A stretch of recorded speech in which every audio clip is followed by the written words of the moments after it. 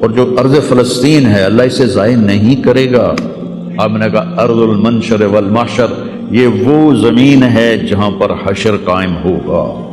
Canada میں ایک نوجوان خواب دیکھ رہا ہے، راونڈ کا پڑھا ہوا عالم ہے، کہ میں نے خواب دیکھا کہ غزہ کے شہداء کے بچے آسمان پر تیر رہے ہیں اور اللہ کے نبی ہر آنے والے بچے کا استقبال فرما رہے ہیں۔ تو میری اس تمہید کا مقصد تھا کہ اس کائنات میں جو حالات بنتے ہیں وہ بھی میرے اللہ کی قدرت اور طاقت کا اظہار ہے۔ وَنَبْلُوكُمْ بِالشَّرِّ وَالْخَيْرِ فِتْنَةً، ہم تمہیں آزمائیں گے کبھی برے حالات کے ساتھ اور کبھی اچھے حالات کے ساتھ۔ اس وقت امت پر برے حالات ہیں، 57 ملک سارے، صرف فلسطین نہیں، صرف غزہ نہیں، پوری امت برے حالات کا شکار ہے۔ برے حکمران ہیں، نکمے حکمران ہیں، بزدل حکمران ہیں، موت سے ڈرتے ہیں۔ میرے نبی نے فرمایا تھا یوشک الامم ان تداعى علیکم کما تداعى الآکلۃ الی قصعتها، ایک دن آئے گا کہ امتیں تمہیں ایسے تقسیم کریں گی جیسے کھانا تقسیم کیا جاتا ہے۔ تو کسی نے پوچھا اب من قلۃ نحن یومئذ یا رسول اللہ، یا رسول اللہ ہم ان دنوں میں تھوڑے ہوں گے؟ آپ نے کہا لا بل انتم یومئذ کثیر، تم بہت زیادہ ہوگے، ولیکنکم غثاء کا غثاء السیل، تم ایسے ہوگے جیسے پانی کے اوپر جھاگ ہوتی ہے، جھاگ، اور جھاگ کی کوئی طاقت ہوتی ہے؟ حالانکہ پورے پانی کے اوپر چھائی ہوتی ہے، جب پانی طوفان بن کے چلتا ہے تو اوپر جھاگ ہی جھاگ ہوتی ہے، گھاس، لکڑیاں، سب کچھ، ان میں کوئی طاقت ہوتی ہے پانی کے سامنے؟ تم ایسے ہوگے جیسے پانی کے اوپر جھاگ ہوتی ہے، جدھر پانی چاہے گا تمہیں اٹھا کے پھینک دے گا۔ وَلَيَقْذِفَنَّ فِي قُلُوبِكُمُ الْوَهْنَ وَلَيَنزِعَنَّ مِن صُدُورِ عَدُوِّكُمُ الْمُحَابَةَ مِنكُمْ، اللہ دشمن کے دلوں سے تمہارا رعب نکال دے گا، اللہ دشمن کے دلوں سے تمہارا رعب نکال۔ خالد کا نام سن کر روم کانپ اٹھتا تھا، فارس کانپ اٹھتا تھا، خالد بن ولید کا نام ایک ہیبت بن گیا تھا۔ اور یہاں ہندوستان میں ملک مظفر رحمۃ اللہ علیہ شہید علاء الدین خلجی کے سپہ سالار تھے، اور 5 دفعہ تاتاریوں کو شکست دی انہوں نے، اور 5ویں جنگ میں خود شہید ہوئے۔ تو کسی تاتاری کا گھوڑا پانی نہیں پیتا تھا تو وہ کہتا تھا ملک مظفر کو دیکھ لیا ہے، اور بچہ سوتا نہیں تھا تاتاری کا تو ماں اسے کہتی بلاؤں ملک مظفر کو، بلاؤں ملک مظفر کو۔ یہ تو ہمارے ہندوستان کی تاریخ بتا رہا ہوں آپ کو، صحابہ کی تاریخ نہیں بتا رہا، چند سو سال پہلے کی تاریخ آپ کو بتا رہا ہوں۔ اللہ تعالیٰ نے ہیبت ڈالی تھی مسلمانوں کی، اللہ وہ رعب تمہارا نکال دے گا، اور رعب نکال کر ان کے دلوں سے تمہارا رعب نکلے گا، اور تمہارے دلوں میں کیا پڑے گا؟ وَلَا يَقْذِفَنَّ فِي قُلُوبِكُمُ الْوَهْنَ، اللہ تمہارے دلوں میں وہن ڈال دے گا۔ تو صحابہ نے پوچھا مل وہن یا رسول اللہ، یا رسول اللہ وہن کیا ہے؟ آپ نے فرمایا حب الدنیا وکراہیت الموت، دنیا سے پیار کرو گے اور موت سے ڈرو گے، موت کو برا سمجھو گے۔ تو پوری امت اس وقت مصیبتوں کا شکار ہے۔ سب سے بڑی مصیبت نکمے حکمران ہیں پورے 57 ملکوں کے۔ دنیا وکراہیت الموت، دنیا سے پیار کرو گے اور موت سے ڈرو گے، موت کو برا سمجھو گے۔ تو پوری امت اس وقت مصیبتوں کا شکار ہے۔ سب سے بڑی مصیبت نکمے حکمران ہیں پورے 57 ملکوں کے، اور وہ 300 سال سے ذلتوں کی چکی میں پس رہے ہیں۔ لیکن یہ حالات، میرے نبی نے فرمایا میری امت پہ آخرت میں بڑا عذاب نہیں ہے، میری امت کا عذاب دنیا میں ہی ہو جائے گا۔ کہا یہ وہ کیا ہے؟ کہ وہ قتل ہے، ان کا قتل ہونا ان کے گناہوں کی معافی کا ذریعہ بن جائے گا۔ جب جنگ احد میں شکست کی صورت بنی تو ابو سفیان نے نعرہ لگایا کہ اولو حبل، حبل زندہ باد، اولو حبل، جیسے ہم کہتے ہیں حبل زندہ باد۔ تو اللہ کے نبی کو کہنے لگا محمد ہے، احد پہاڑ میں چھپے ہوئے تھے، عمر ہے، ابو بکر ہے، عمر ہے، علی ہے۔ تو آپ نے سب کو خاموش رہنے کا حکم دیا، تو سارے کوئی جواب نہیں دے رہے۔ تو وہ کہنے لگا آج ہم نے سب کو مٹا دیا، تو حضرت عمر چپ نہ رہ سکے، کہنے کہ تیرا بیڑا غرق کو ہم سب زندہ ہیں، سب تیری باتیں سن رہے ہیں۔ کہنے کا کل تمہاری جیت تھی، آج ہماری جیت ہے۔ کہا بالکل نہیں، آج بھی ہماری جیت ہے، ہمارے قتل ہوئے جنت میں گئے، تمہارے قتل ہوئے جہنم میں گئے۔ تو عجبا لامر المومن، مسلمان کے لیے بڑی حیران کن بات ہے، میرے نبی نے کہا ان اصابتہ السراء فشکر فلہ الجنہ، اس کو اللہ تعالیٰ نعمتیں دیتا ہے تو یہ شکر ادا کرتا ہے تو اسے جنت ملتی ہے۔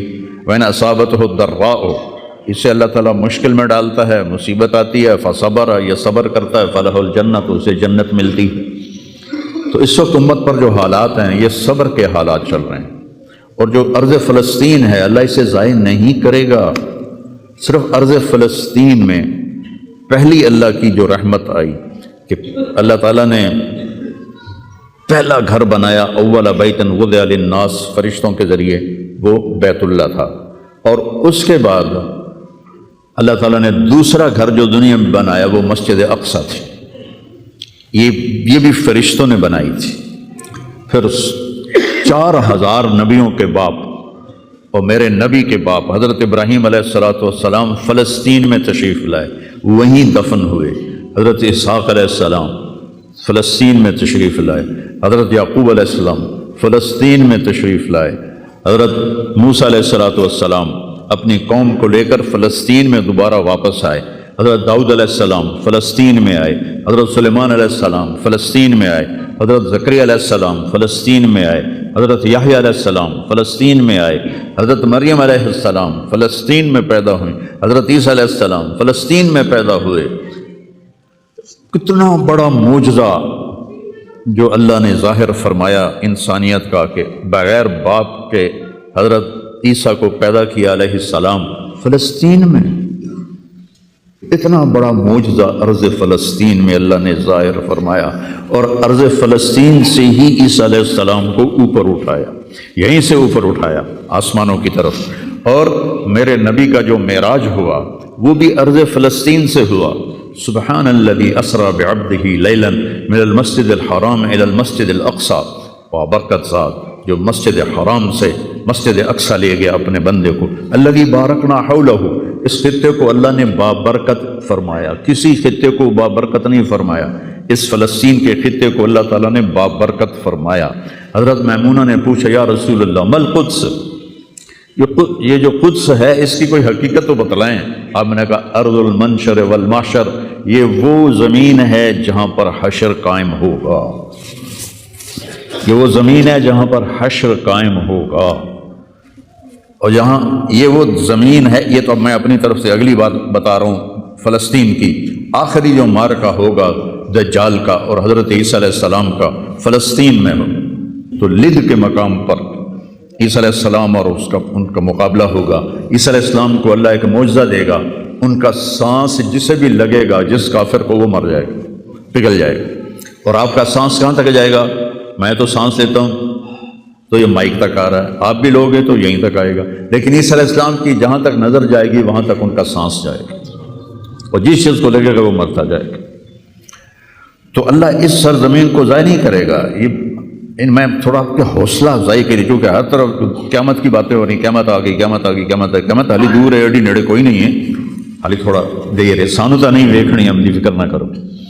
چونکہ قیامت سے پہلے ایک ہوا چلے گی جس سے سارے اہل ایمان مر جائیں گے، ایک کلمہ گو مسلمان دنیا پہ زندہ نہیں بچے گا، صرف غیر مسلم ہوں گے، ایک بھی لا الہ الا اللہ کہنے والا نہیں ہوگا۔ اور قیامت سے 30 سال پہلے، قیامت سے 30 سال پہلے بچے پیدا ہونے بند ہو جائیں گے، کہ کسی بچے پر قیامت نہیں آئے گی۔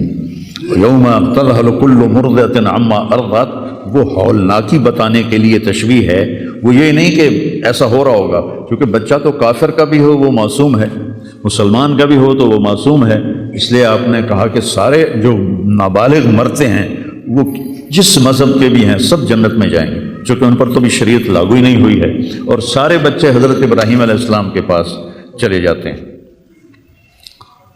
تو تو حدیث پاک میں آتا ہے جتنے اہل ایمان کے بچے بالغ ہونے سے پہلے، پیدا ہونے سے لے کر 15 سال سے پہلے تک جب فوت ہو جاتے ہیں، سب حضرت ابراہیم علیہ السلام کے پاس ہوتے ہیں، ساری نسل ابراہیم علیہ السلام کے پاس، اور وہ ان کے باپ ہوتے ہیں، اور ان کے ساتھ وہ اپنی وہاں کی جنت کے مزے لیتے ہیں، پتہ نہیں کیا لیتے ہیں، ان میں تو کوئی نہیں پتہ۔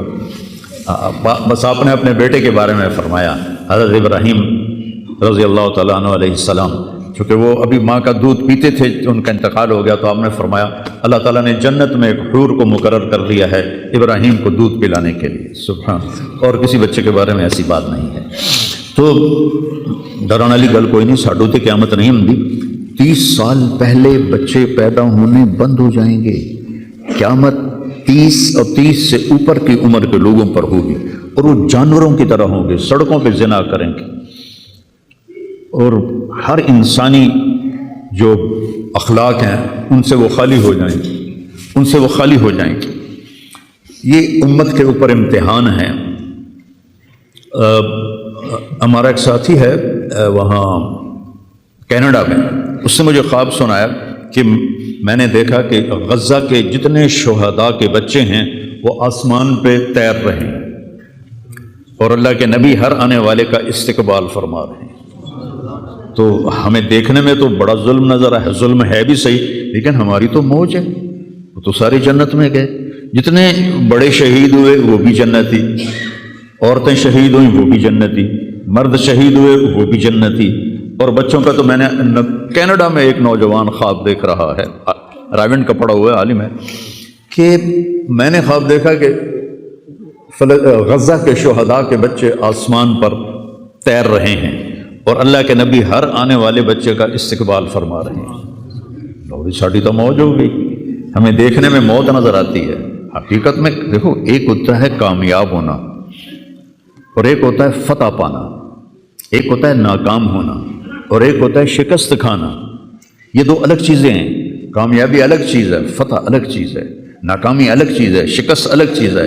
کربلا کے میدان میں سب سے مقدس خون بہایا گیا، سب سے پاکیزہ خون بہایا گیا، اور ان سب کو شکست ہو گئی، اور وہ سارے گردنیں کٹوا کے نیزوں پہ چڑھ گئے، لیکن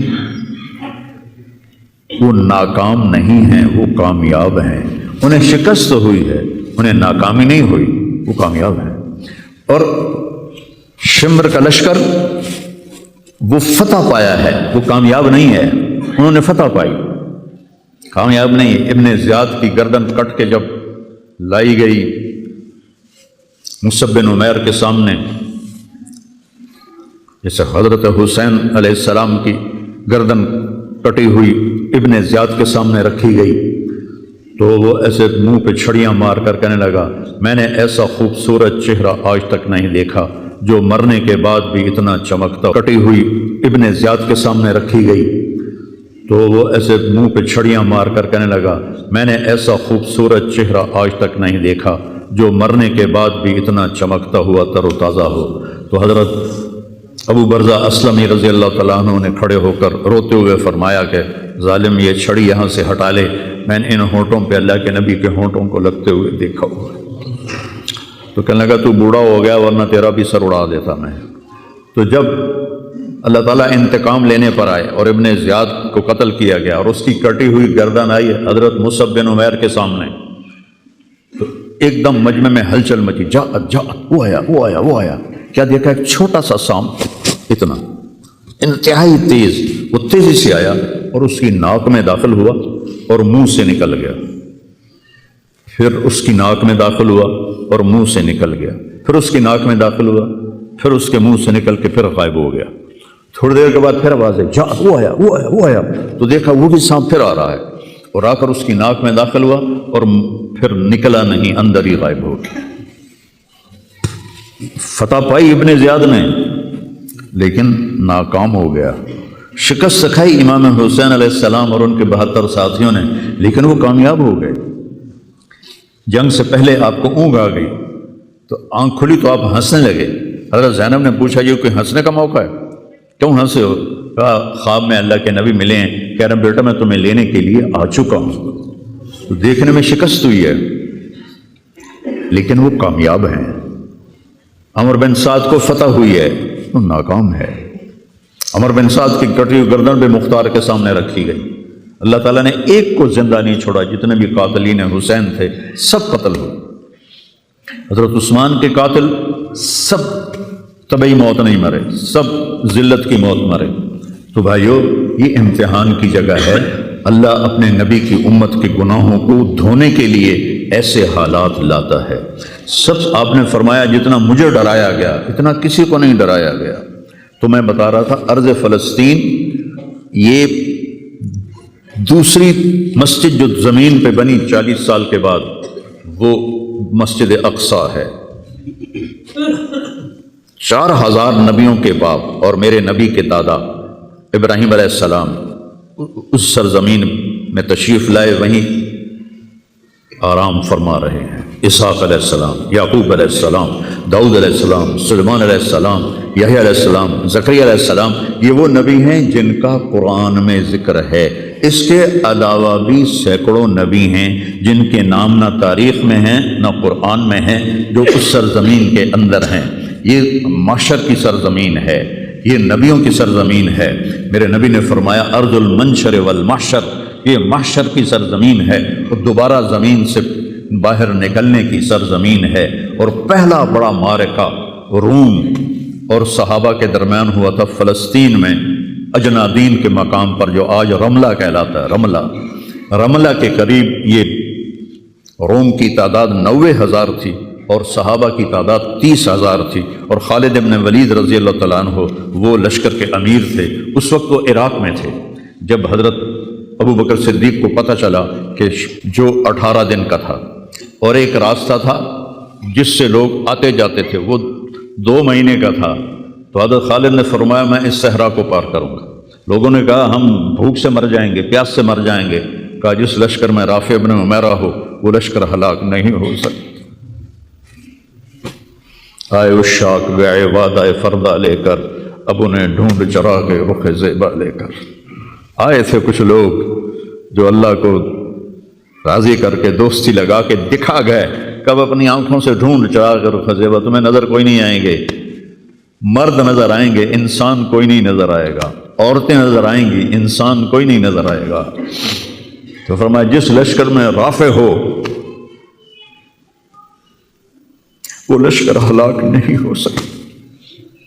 انہیں فرمایا ہمارے پاس پانی کا بڑا ذخیرہ ہے، ہم ہلاک نہیں ہوں گے، نہیں، ہمارے پاس رافع ہے۔ اور وہ شخص ہے کہ جو کہے گا اللہ کرے گا۔ 18 دن میں اس کو پار کیا اور ایک مقام پر آ کر پانی ختم ہو گیا، 3 دن بغیر پانی کے گزارے۔ تو صحابہ نے کہا کہ اب ہم مرتے ہیں، طاقت نہیں ہے، کہا رافع کو بلاؤ۔ رافع کی آنکھیں خراب تھی، فرمانے لگے رافع پانی چاہیے۔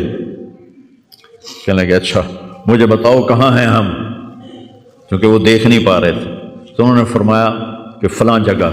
اب صحرا میں تو کوئی نشان منزل ہوتا ہی نہیں، تو کوئی انہوں نے جھاڑیاں بتائیں، کہنے لگے کچھ جھاڑیاں دیکھو ایک طرف کٹھی ہوں، کٹھی جھاڑیوں کا کوئی جھنڈ ہو، مجھے بتاؤ ہے؟ انہوں نے کہا ہاں وہ نظر آ رہا ہے، کہ مجھے وہاں لے چلو۔ وہاں لے گئے، ایک جگہ اشارہ کیا کہ یہاں سے زمین کھودو، زمین کھودی تو پانی کا چشمہ نکل کے باہر آ گیا۔ کبھی ہم بھی تم میں بھی چاہتی، کبھی ہم بھی تم میں بھی راحتی، کبھی ہم بھی تم بھی تھے آشنا، تمہیں یاد ہو کہ نہ یاد ہو۔ اللہ نے تو بے وفائی کی نہیں، ہم نے بے وفائی کی۔ اس کی مدد جو رکی ہوئی یہ بھی اس کی مدد ہے۔ ہمارا شہید جنت میں جا رہا ہے، اگر زندہ ہے، زخمی ہے، بھوکا ہے، گناہ معاف ہو رہے ہیں۔ جہنم کی آگ سے ایک سوئی کا نکا عام آدمی ویکھ ہی نہیں سکتا، دھاگا نہیں پا سکتا، جن کی نظر کمزور ہوئے، اتنا چھوٹا ہوتا ہے۔ میرے نبی فرمایا، جبریل علیہ السلام نے آ کے عرض کیا یا رسول اللہ، سوئی کے نکے کے برابر اگر جہنم کی دیوار میں سوراخ ہو جائے تو اس میں سے جو آگ کی چنگاری نکلے گی پوری دنیا کو کوئلہ بنا دے گی۔ اس کے سامنے یہ تکلیف تو بڑی تھوڑی ہے، لیکن بات اصل یہ ہے کہ ہم نے اللہ سے دوستی چھوڑ دی۔ یہودیوں کو گالیاں بعد میں دو، پہلے ہم اپنے گریبان، تجھے کیوں فکر ہے اے گل دلے صد چاک بلبل کی، تو اپنے پیرہن کی چاک تو پہلے رفو کر لے۔ کتنا جھوٹ بولا جا رہا ہے، کتنے جھوٹے مقدمے ہیں، کتنی والدین کی نافرمانی ہے، کتنے گھریلو ناچاکیاں ہیں، کتنا سود چل رہا ہے، کتنا شراب کے ٹھیکے چل رہے ہیں، کتنے لوگ نمازیں چھوڑ چکے ہیں۔ سر حکمرانوں کو میں کیا گلا دوں، آج ہم سارے اس حمام میں ننگے ہیں۔ تو یہ اللہ کی رحمت ہے، اگر کسی کو اللہ نے اس امت کو اگر دنیا میں وہ جھٹکے دیتا ہے۔ مجھے ایک آیت بھی یاد آ گئی، دونوں کو حال بتاتا ہوں۔ ایک ہے جنہوں نے اللہ کو نہیں مانا، تو اللہ کہتا ہے ذرہم یأکلوا ویتمتعوا ویلہہم الامل فسوف یعلمون۔ میرے محبوب کرن دے انہوں موج میلا، 4 دہاڑے انہوں موج میلا کرن دے انہوں میرے کو آون دے بوڑ ویکھی میں کی کرنا، ٹھیک ہوگی۔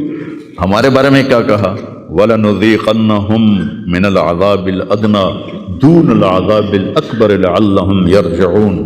میں تمہیں دنیا میں چھوٹے چھوٹے عذاب دوں گا، بڑا عذاب نہیں دوں گا آخرت کا۔ یہ غزہ کی جو تباہی ہے یہ چھوٹا عذاب ہے، یہ چھوٹی تکلیف ہے۔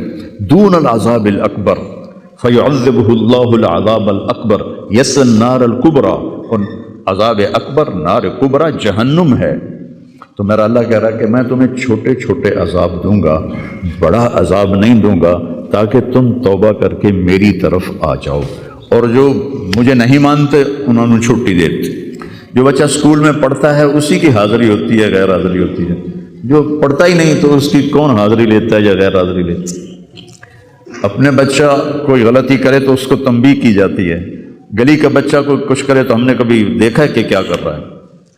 یہ امت میرے اللہ کی لاڈلی امت، اس وجہ سے نہیں کہ ایسے کوئی بڑے حاجی پارسا ہیں، اپنے حبیب کی وجہ سے، اپنے محبوب کی وجہ سے یہ امت اللہ کی لاڈلی امت ہے۔ اللہ ہمیں بھی بندر خنزیر بنا سکتا ہے، ہمیں کیوں چھوڑا ہوا ہے؟ تو گنبد والے کے لیے درود پڑھو، جس کی دعائیں اور آنسو، ایک رات آپ رو رو کے کہہ رہے تھے یا اللہ، ابراہیم نے کہا کہ ان تعذبہم فإنہم عبادک وإن تغفر لہم فإنک انت العزیز الحکیم۔ یا اللہ تیری مرضی عذاب دے، تیری مرضی تو معاف کر۔ اور عیسیٰ علیہ السلام نے کہا کہ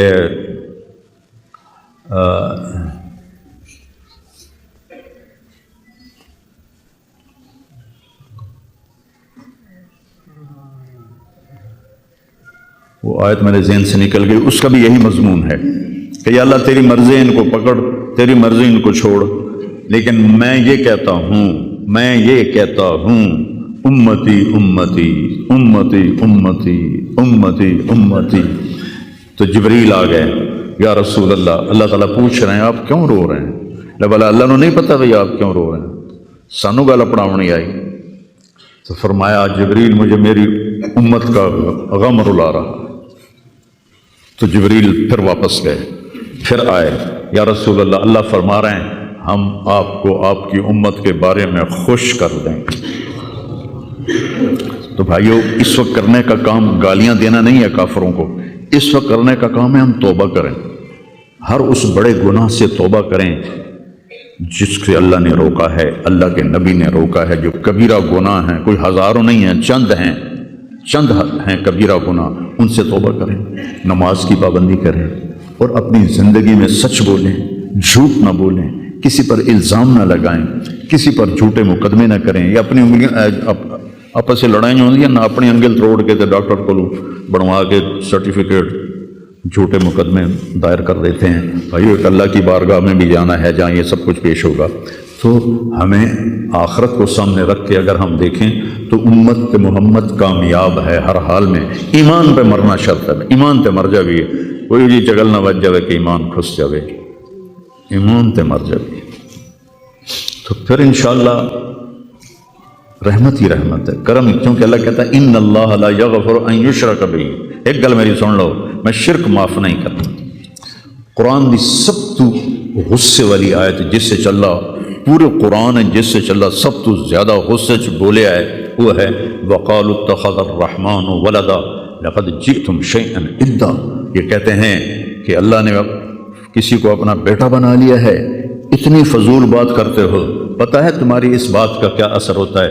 تکاد السماوات یتفطرن منہ، آسمان پرزے پرزے ہونے لگتا ہے، وتنشق الارض، اور زمین پھٹنے لگتی ہے، وتخر الجبال ہدا، اور پہاڑ ریت بننے لگتے ہیں، ان دعوا للرحمن ولدا، جب لوگ کہتے ہیں کہ اللہ کا بیٹا ہے، وما ينبغي للرحمن ان يتخذ ولدا، اور اس ذات کی شان ہی نہیں کہ کسی کو اپنا بیٹا بنائے۔ اس آیت میں اللہ پورے قرآن میں سب سے زیادہ غصے میں ہے، اس کو اغضب آیت فی القرآن کہتے ہیں، قرآن کی سب سے غصے والی آیت ہے۔ تو اللہ نے کہا اے تو میں معاف کرنا نہیں، باقی لو اتیتنی لا تشرک بی شیئا یا عبدی لو جئتنی بقراب الارض خطایا ثم لا تشرک بی شیئا لاتیتک بہا مغفرہ، میرا بندہ تو میرے پاس اتنے گناہ لے کر آ کہ پوری دھرتی بھری ہوئی ہو تیرے گناہوں سے، لیکن تو شرک سے پاک ہو تو جتنے تیرے گناہ ہیں اتنی تیری نیکیاں دے دوں، اتنی تجھے نیکیاں دے دوں۔ تو بھائی ہم توبہ کریں، استغفار کریں، آپس میں صلح کریں، کسی سے لڑے ہوئے ہو تو صلح صفائی کر لو، اور کسی کا حق مارا ہوا ہے تو اس کو دے دو، کوئی غلط جھوٹے قسم کے الزامات لگائے ہیں، مختصر بات ہے 2 نفل پڑھ کے توبہ کر لو، انشاءاللہ اللہ کی مدد، اللہ ہر حال میں اس امت کا مددگار ہے، دکھ دے رہا ہے تو بھی مددگار ہے، سکھ دے رہا ہے تو بھی مددگار ہے۔ میں نے تو اپنے بیٹے کی تکلیف میں محسوس کیا، جوان بیٹے کا غم کوئی آسان نہیں ہے، جوان بیٹے کی میت کو اٹھانا اور قبر میں اتارنا، لیکن مجھے اس میں بھی اللہ کی رحمت نظر آئی، اور میں اس پر اتنا شکر کرتا ہوں کہ اللہ شکر ہے، شکر ہے۔ تو ہر حال میں اللہ کی ہم پر رحمت ہے، کس کی توفیل؟ میرے آپ کے عملوں کی توفیل نہیں، وہ کملی والے کی توفیل، وہ محمد و احمد وہ ماہی و حق، اور میں اس پر اتنا شکر کرتا ہوں کہ اللہ شکر ہے، شکر ہے۔ تو ہر حال میں اللہ کی ہم پر رحمت ہے، کس کی توفیل؟ میرے آپ کے عملوں کی توفیل نہیں، وہ کملی والے کی توفیل، وہ محمد و احمد وہ ماہی و حاشر وہ عاقب اور فاتح اور خاتم، وہ طٰہٰ و یاسین، وہ اول و آخر، اس کی توفیل ہے۔ اس کی زندگی کو اپنی زندگی بناؤ، اور اللہ کی بارگاہ میں جب کبھی کوئی خطا ہو 2 نفل پڑھ کے معافی مانگو، اللہ معاف کر دے گا۔ نیت کرتے ہو سارے؟ توبہ کی نیت کرتے ہو؟ تو کہو یا اللہ میری توبہ، پھر کہو یا اللہ میری توبہ، پھر کہو یا اللہ میری توبہ۔ میرے رب کی قسم، جس نے دل سے کہا ہے اس کے سب معاف ہو۔ سر